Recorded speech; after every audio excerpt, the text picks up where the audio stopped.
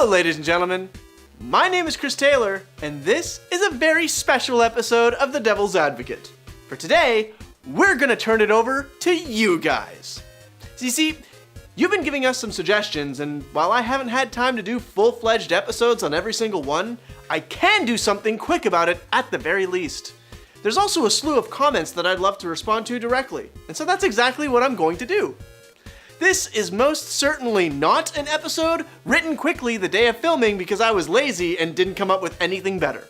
This is an episode written quickly the day of filming because I work all the damn time and deserve a break, which is exactly what I gave myself. Deal with it. So sit back, relax, and enjoy Lil Devils 2, Electric Boogaloo. You know what? By law, every single sequel should be called Electric Boogaloo in the subtitles.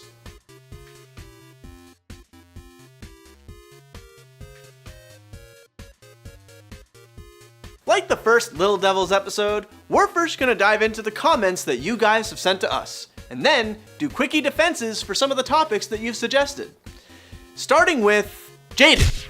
Snape was not a good person. Stop it. Please. I knew going into the Slytherin episode that the last point would probably be in the most contention. The question of whether or not Professor Snape was actually a good person. I can't make that decision for you, or for anybody really. I can only state what my own opinions are. And while I can't say that I'm in the majority in thinking this, I truly do think that he was good. That he was on the right side of things the entire time. Imagine this. You're born into wizarding royalty. Everybody knows your name long before you're able to pronounce it yourself. Take a look at celebrities in the here and now. That name value has afforded them a degree of, well, assholey arrogance. Snape treating Harry poorly at the beginning would have been a good way to keep that child's attitude in check. And even that didn't quite work throughout the series. And the big spoiler, killing Dumbledore. He killed an old man who potentially could have already been terminal thanks to the work he did in destroying Horcruxes. And it saved Malfoy from having to sever his own soul via murder. VV Girl commented, Draco is not bad. His father made him hate muggles and stuff. If Lucius was not his father, he probably would not have turned out that way. Remember what I just said about wizarding royalty? Malfoy was designed to be Harry's opposite in a lot of ways. Both parents alive, pure blood family, and treated like a prince by Professor Snape. I would agree, if he was born in another family, under different circumstances, then the inherent racism taught in the Malfoy family would not have been passed down to Draco. Then again, the butterfly effect, which putting very simply is you change one thing and an untold number of other things also change, would potentially also change which house he was put into. The Samurai Hobbit. Dynasty Warriors is in China. That it is, and Samurai Warriors, developed by the same company and played in pretty much the same way, takes place in Japan. It's why I mentioned running around in feudal Japan wielding a spear bigger than your character is. I used Yukimura Sanada as the example who was in Samurai Warriors. The games themselves, while different in ways of story and characters, they play almost identically, which is why despite using the title of In Defense of Dynasty Warriors, I tried to go into detail about many other games that would fit that title. John Damon. 9-minute video, time spent actually talking about Dynasty Warriors, a minute and a half at best. What a hack. And Slash! Huh? I am so not sorry for that pun. Seriously though, when I pick a title, it's not necessarily just defending that per se. Dynasty Warriors is shorthand for just about every hack and slash put out by that same company. In Defense of Smoking was really in defense of smokers. Defending Netspeak, one of my favorite episodes, was less about the words themselves that we use on and offline and more about the evolution of language in general. All those Star Wars prequel comments. Again, well, actually one style really.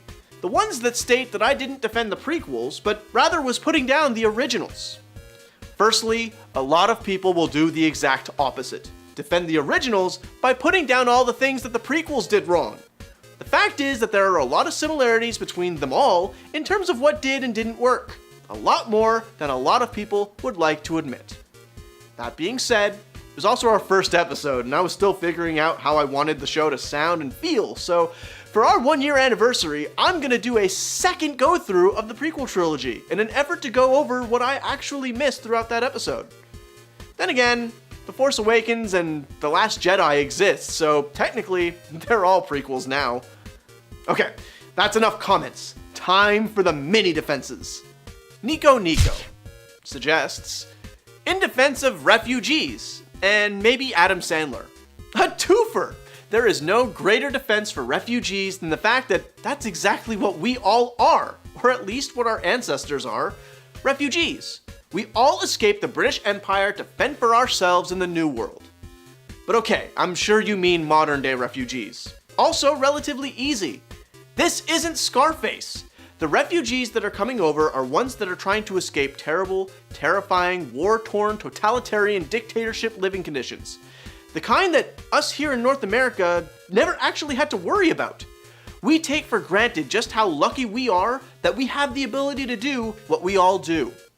Refugees are human beings. They just want the same liberties and freedoms that we already have, and they're willing to work for it. Most of the time anyways. Just like you can't blame the entire human race for a few atrocities, you can't blame all refugees on a few bad ones. And as far as Adam Sandler goes, well, his earlier work doesn't totally suck. I'd say somewhere in between Big Daddy and Anger Management, but certainly after the latter, it just became about making movies with his friends, which is commendable, if not always entertaining. At least we have his earlier work to look at and enjoy. Besides, when he's just playing an average guy and not an over-exaggerated character, I find the movies are better for it. That's not just an Adam Sandler thing. That's an actor thing. Castellan of Gundabad requested, in defense of Dragon Ball Evolution. I've said it once, and I'm sure I'll be repeating this point often on this show. I believe every medium can be seen as a different universe for those characters. Comic book characters themselves have had numerous writers all putting their own different spins and voices, and Dragon Ball Evolution is no different. But as far as directly, look at the anime and the manga itself. For all its grunting and over 9,000s, it's something that doesn't take itself all that seriously. It's wild, it's over the top, it's campy, and absolutely nonsensical. And I didn't need 14 episodes to charge myself up to make that defense. Zach Irvin requests, in defense of the Watchmen movie. I find that all the hate that gets tossed in the direction of this movie is less about the movie itself and more at the director Zack Snyder, or at the ending. But you know what? The original graphic novel was meant to be an analysis on the state of superhero comics at the height of comic book fandom. But it still ended with what is now a staple of superhero movies, a big, monstrous baddie that needs to get offed. The movie stayed true to the original theme of the comic, changed the ending, some like it, some don't, I liked it, and adapted everything else as best as you can. No adaptation is exact. Some things need to be changed, and I think that the changes made between the original comic and the movie itself actually fit with what the story of the movie was. Alfonso Capo requested, in defense of junk food. Junk food is cheap, filling, and at times delicious. As a man who sometimes has to work into the wee hours of the night, I don't always have the time, and certainly don't have the knowledge, to make a good meal for myself every time I'd like to. Junk food is an option. Not a healthy one, but one. And nobody is forcing anyone to eat at restaurants. A bundle of baby carrots packed into a lunch instead of a big bundle of chocolate chip cookies can prove to be just as filling. And healthier. Jim Sterling requested, in defense of Konami.